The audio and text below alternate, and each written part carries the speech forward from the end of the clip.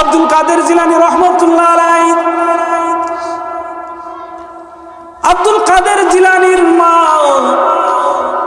আব্দুল কাদের জিলানী রহমতুল্লাহ আলাইহিকে টুপি পরে পাঞ্জাবি গায়ে দিয়ে সাজায় দিয়েছেন। আব্দুল কাদের জিলানী রহমতুল্লাহ আলাইহি বলছেন, আব্দুল কাদের দ্বীনি ইলম শিক্ষার জন্য বাগদাদে যাচ্ছ তুমি বাবা, তবে শোনো কঠিন মুহূর্তেও কঠিন বিপদেও তুমি সত্য কথা বলবা, মিথ্যা কথা বলবা না। আব্দুল কাদের জিলানী রহমতুল্লাহ আলাইহির মা আব্দুল কাদের জিলানী 7 বছরের বাচ্চাকে সত্য কথা বলার আদেশ দিচ্ছেন। বলছেন, বেটা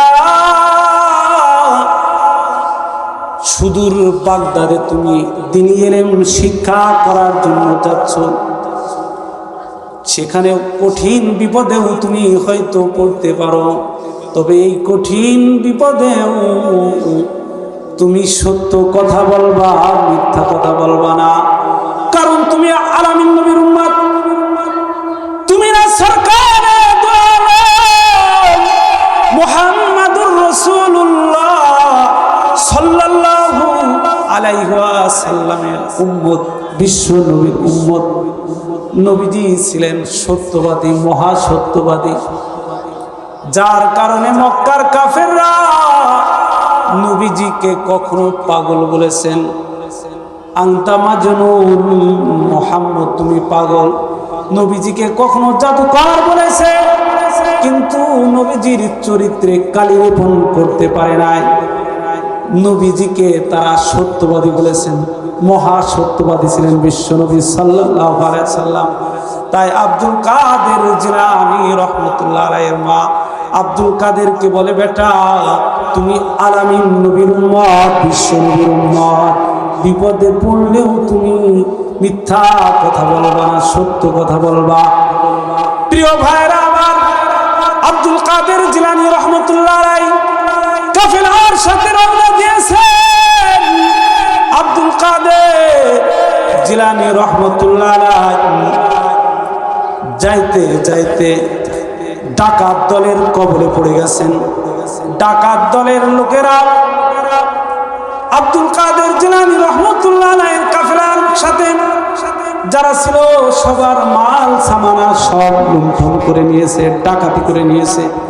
সবার চেহারার মধ্যে বিষণ্ণতার ছাপ। আব্দুল কাদের জিলানী রহমতুল্লাহ আলাইহি চেহারার মধ্যে বিষণ্ণতার ছাপ নাই, দুঃখের ছাপ নাই। এক ডাকাত আব্দুল কাদের জিলানী রহমতুল্লাহ আলাইহি বলেন, এ বেটা মাসমুক, তোমার নাম কি? আব্দুল কাদের জিলানী রহমতুল্লাহ আলাইহি বলেন, আমার নাম আব্দুল কাদের। ডাকাত দলের ওই লোক জিজ্ঞাসা করে, সবার চেহারার মধ্যে বিষণ্ণতার ছাপ। ও আব্দুল কাদের, তোমার চেহারার মধ্যে বিষণ্ণতার ছাপ নাই, মালিন্যের ছাপ নাই। তোমার কাছ থেকে যত সম্পদ ছিল সব তো নেওয়া হয়েছে, তারপরেও তুমি আফসোস করো না। আর কোনো কিছু সামানা তোমার কাছে আছে নাকি? টাকা পয়সা কি আর আছে? আব্দুল কাদের জিলানী রহমতুল্লাহ বলেন, হ্যাঁ আরো টাকা পয়সা আমার কাছে আছে। ডাকাত বলে, তোমার কোথায় আছে টাকা পয়সা? আব্দুল কাদের জিলানী রহমতুল্লাহ আলাইহি 7 বছরের বালক ডাকাতকে বলে, আমার মা কোমরে বেল্টের মধ্যে সেলাই করে স্বর্ণের টাকা দিয়ে দিয়েছে। ডাকাত বলে, কই দেখাও দিনি, দেখাও। আব্দুল কাদের জিলানী রহমতুল্লাহ আলাইহি কোমরের বেল্টের মধ্যে স্বর্ণের টাকাগুলি ডাকাতের হাতে দিয়ে দিয়েছেন। আল্লাহু আকবার বলেন। ডাকাত বলে, কি গো, সবাই তার মাল সামানা ডাকাতের কাছ থেকে লুকানোর চেষ্টা করে। এই বেটা, তুমি কেন তোমার টাকা আমাদের সামনে দিয়ে দিলা? তুমি তো মিথ্যা কথা বলতে পারতা, তুমি তো বলতে পারতা আমার কাছে আর কোনো কিছু নাই, আমরা তো তোমাকে আর সেভাবে তালাশ করতাম না। যখন তোমাকে জিজ্ঞাসা করলাম তোমার কাছে আর টাকা পয়সা আছে, তুমি বললা বেল্টের মধ্যে আছে, কেন এই কথা বললা? শিশু বালক আব্দুল কাদের জিলানী রাহমাতুল্লাহ আলাইহি বলেন, এই ডাকাত দল, তোমরা কি জানো না